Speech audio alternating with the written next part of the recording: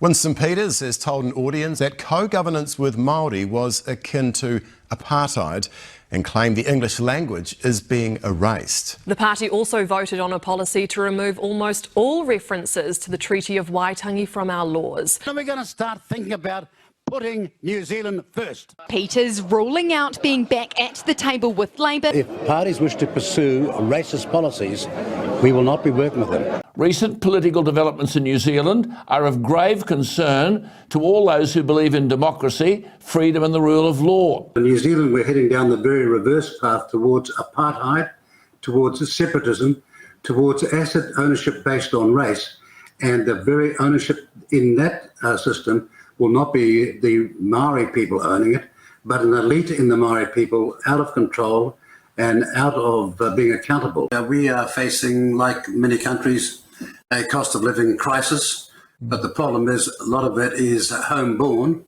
or brought about by a failure of governmental action. Countries are looking for a much more superior, permanent, sustainable government that will last, and we've had too many transient ideas that simply don't work. We made some serious mistakes. Far too slow with the vaccine. The second thing that must concern people, despite the absolutist arguments, is that when people are given medicine, they're entitled to be told the potential downside. And that didn't happen. It was by way of an ultimatum. Take this or you can't go to work. Take this or you can't be employed, or you must do the following things. Now, that sort of tyrannical dictatorship is not justified either in modern medicine and certainly not in a modern democracy. And that's where Labour went wrong as well. People, though, today are seeing things with great clarity, and that's why the so-called gloss has very truly come off now.